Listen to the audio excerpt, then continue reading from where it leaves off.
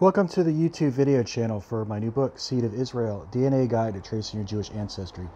Available on Amazon in ebook and paperback versions. Links to order your copy are below. In this video, I want to go over real quickly my LivingDNA recent ancestry results and why I cannot recommend this DNA testing site, which is based out of the UK.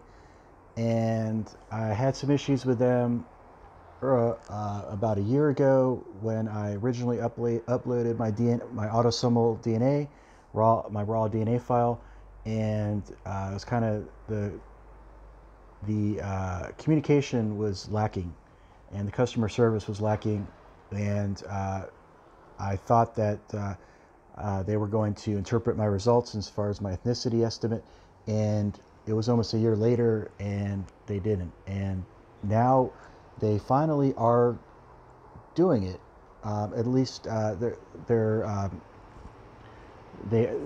did have the matches, your autosomal DNA matches, in terms of centimorgans and blocks, and but they were not interpreting the ancestry results for people who uploaded their raw DNA file from other DNA testing companies. I did mine in 2014 through Ancestry DNA. And so recently they upgraded their website, and they are also offering a free, I think it's called the Ancestry Taster or something like that. But basically for free, you can upload your raw DNA file, and within 20 minutes to a couple hours, and that's somewhere in that time frame, they will interpret your results, your DNA, and they will show you the continents that their analysis has resulted from your DNA, whether it's Europe or the Middle East, Asia, etc. And for $39.99, you can get a regional breakdown of your ancestry. And that's what I did, and I have to say I'm a little disappointed by the results. They do not fit with the other ethnicity estimates that I've gotten from other admixture calculators and DNA tests, and I just find that I just cannot recommend LivingDNA. I find their results to be wildly inaccurate, and the explanations for the regions are lacking. And I'm going to show you why real quick. So here's my recent ancestry results. I get Europe 53.7%, and Near East at 44.6%. And now remember, I'm a fully Ashkenazi Jew, so these results just do not. Some of them do to an extent, but I'm going to show you that some of them just do not align with the historical records or the genealogy and other genetic studies. And so, like, my top region is Armenia and Cyprus. Now, first of all, I have some questions, and I tried to do some research, and I just couldn't find an answer that was a reasonable answer as to why Armenia and Cyprus are in one category. It just doesn't make sense to me. And so then I get North Turkey, 13.6%. A little unclear about that, North Turkey as well. Now, if you click, now they do have some explanation. If you click on the region, there it is. So they do have somewhat of a historical explanation as to why they chose these regions. Now they share Armenia and Cyprus share a surprising genetic signature. Yeah, but it just, I don't know. I mean, this is not ancient DNA.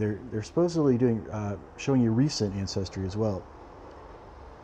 I think this might be getting confused with maybe possibly like Neolithic migrations of Anatolian farmers to the Mediterranean, but it's hard to say. Their explanations are definitely lacking. And so then I get 7.1% Arabia, and those are my Near East results. But get 0 Levant, no Levant. That just does not align at all with other with genetic studies on Ashkenazi Jews and other DNA testing that I've done. So I just don't know how I could get 7.1% Arabia, and then if you scroll down, I also get 1.7% North Africa, and yet I get 0% Levant. It's very suspect. And then for my European results, I get 17.2% Iberian Peninsula. Now, my Y-DNA haplogroup is RL47. It's R1b.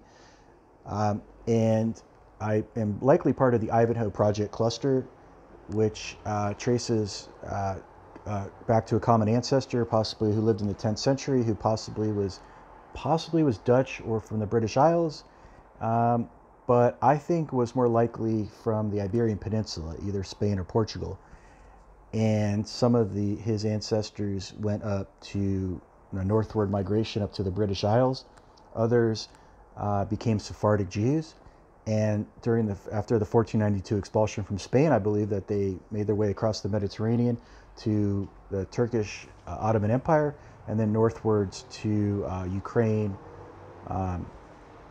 Austria, Galicia, which is Poland, Lithuanian Commonwealth, which bordered the northern frontier of the Ottoman Empire, of Hungary and Romania, Transylvania.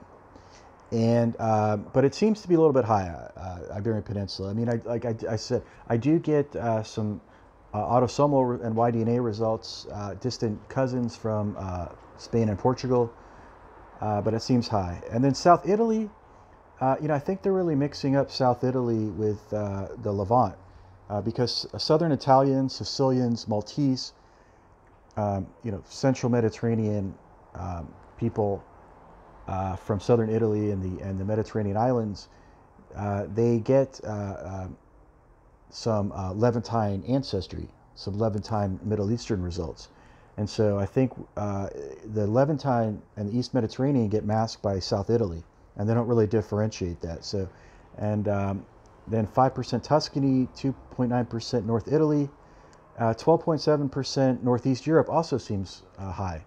Now, I do have a somewhat higher Baltic, Northeast Europe, kind of Lithuanian type of admixture compared to the Ashkenazi Jewish average. And so there's obviously some type of introgression from the Gentile native population there when my ancestors were living in in Eastern Europe and possibly in Lithuania or Poland. And so it just 12.7% seems somewhat high then. It is there, just seems a little high. And then 1.7% North Africa, that could be from this my Sephardic, some of the Sephardic ancestry I have. Ashkenazi Jews also generally get some North African results, some percentages as well. So just, some of it makes sense, but a lot of it really doesn't. I have a real question, especially about Armenia and Cyprus and why they're categorized together and why I don't get any Levant. So anyway, that's a little bit of my results. Just scroll through there one more time. And that's LivingDNA. But, find out for yourself. And, you can do, like I said, you can do the free Ancestry Taster and by continent. And if you want to get the regional breakdown, it's $39.99. LivingDNA.com. Thanks for watching.